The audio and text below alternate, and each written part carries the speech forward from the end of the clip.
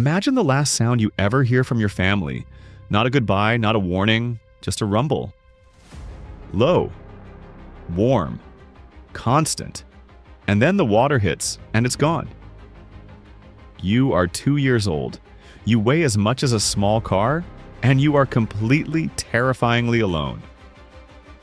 This is the story of a young elephant calf, separated from her herd by a sudden flood. We are going to live it with her, hour by hour, instinct by instinct, through 3 days that will test every piece of hardwiring evolution packed into that enormous little body. Buckle up, because this is going to hit you right in the chest. Hour 0. The world just broke. She didn't see the flood coming. One moment, the herd was there, the rumble of her mother's belly, the swing of her aunt's tail, the shuffle of enormous feet on wet earth. The next, the riverbank surrendered. A wall of brown water, fast and indifferent, swallowed the path between her and everything she's ever known. She makes it to a muddy bank. She's breathing. She's upright. But the silence where her herd used to be is louder than the water. Here's the first thing you need to understand about an elephant calf's world. It is built entirely on connection. Calves spend about 56% of their time in close physical contact with their mothers during the first 2 years. That's not clingy, that's survival. The herd is her GPS, her food map, her security system. Lose the signal and the whole system crashes. But even in that first hour of blind panic, something ancient kicks in. Instinct number 1, get off the floodplain. This isn't learned behavior. It's baked into the species at a cellular level. She doesn't know why her legs are carrying her uphill. She just knows the water is wrong and up is away from the water. So she climbs, stumbling through soaked grass and sucking mud, until the ground firms up and the roar of the river drops to a distant hiss. She stops. She listens. And now comes the second instinct, the one that might actually save her life. Elephants use contact calls to locate distant family members. A powerful, reverberating rumble, sent out into the air, followed by silence and listening. She tries it. She raises her head. She waits. Nothing comes back. So she tries again. The pattern is repeated, possibly for hours. Except right now, nothing is rejoining anything. The flood has swallowed the landscape and scattered every familiar scent. She is alone on a muddy ridge, calling into a void, getting no answer. This is hour 6. And this is where most of us would fall apart. But let's talk about what's happening inside that brain. An elephant's brain is 3 times the size of a human brain, with 5 times as many neurons. Elephants think, feel, and have the same ability as humans to make considered decisions and follow split-second instincts. This calf is not just panicking. She is processing. She is problem-solving. And the problem right now is this. She is burning energy she cannot replace, and the sun is going down. Day 1, night. The temperature drops. The sounds of the bush change character. A young elephant can make an easy target for lions and crocodiles. Every crack of a branch becomes a predator. She stands in the dark, ears fanned wide, rotating like satellite dishes, scanning every frequency. She barely sleeps. She doesn't dare. Small victory number 1, she finds water. A shallow pool trapped in a rocky hollow. Muddy, nothing like the water holes she knows. But it is water, and water is life. Point to the calf.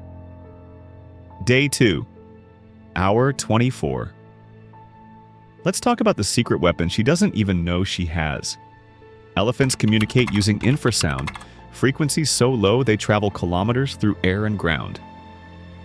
African elephant calls can reach sound pressure levels of 117 dB, with a possible range of around 10 km.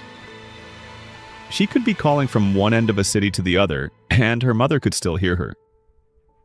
Humans standing next to her would feel almost nothing, just a faint vibration in the chest. But to another elephant, it's a foghorn. Elephants also sense seismic vibrations through their feet. Specialized receptors in the footpads detect distant rumbles through the earth itself. So she doesn't just call with her voice. She listens with her entire body, pressing her massive forehead to the ground, over and over, using the earth as an antenna. She is not being dramatic. She is literally trying to hear the planet's heartbeat. But there's still nothing. The flood has pushed the herd far. Day 2 also brings hunger. Real, hollow hunger. Without older herd members to copy, she improvises, stripping bark from a fever tree, pulling up clumps of sedge grass near the waterhole. Not enough, not even close. But the engine keeps running. Small victory number 2, she is still on her feet. Here is where the story takes a turn. The turn that separates the calves that make it from the ones that don't. She stops calling randomly and starts calling smart. She orients her calls upwind, toward the higher ground to the north, where the flood would have pushed the herd. She is, in her own wordless way, thinking about this. And that is the moment you realize this animal is not just surviving, she is strategizing. Day 2, late afternoon. She finds a stand of acacia scrub the flood missed entirely, leaves still green and thick. She eats for 40 minutes straight. She drinks again. She rests briefly, and then she resumes calling. One rumble means, I'm here. Another means, I'm lost. She cycles through both, a tiny beacon in a vast wet landscape, trusting, in whatever wordless way a 2-year-old trusts anything, that someone is listening. Day 3, hour 50. Everything changes. It starts in her feet. A vibration. So faint she almost misses it. She freezes. Every muscle locks. Her ears swing forward. She presses one foot harder into the ground than the other. There it is again, a pulse, deep and rhythmic, traveling through the earth from somewhere to the north. She raises her head and calls out, loud and desperate, the elephant equivalent of screaming your name into a crowd. And then, from across the flooded valley, the answer comes back. What she hears is the greeting rumble, the call adult females emit when reuniting after separation, multiplied, rolling toward her like thunder from a storm she actually wants to run into. She breaks into a run. The elephants about to be reunited begin calling from a quarter-mile away. As they get closer, their pace quickens. Fluid streams from their temporal glands. They run toward each other, screaming and trumpeting. When they finally make contact, they form a loud, rumbling mass of flapping ears, clicked tusks, and entwined trunks. She disappears into the middle of it all, swallowed up by legs and trunks and rumbles and the warm, familiar smell of her herd. Her mother's trunk finds her first, moving over her entire body, checking, confirming, relearning every inch of her. 3 days, 72 hours of floods and hunger, and darkness and silence and fear. And she made it. Not because she was lucky, because she was an elephant. These giants rely on behavioral adaptations, memory, communication, cooperative bonds to survive harsh environments. But what this story shows us is that those adaptations don't just live in the herd. They live in the individual. In a 2-year-old calf who climbed to high ground when her legs told her to, who pressed her forehead to the earth and listened with her whole body, who kept calling into the dark long after most creatures would have gone silent. Elephants are creatures that weep, revel, rage, and grieve. They feel the weight of loss in a way that is uncomfortably close to what we feel. And they fight their way back with a ferocity that is uncomfortably close to what we'd want to believe we're capable of. She made it back.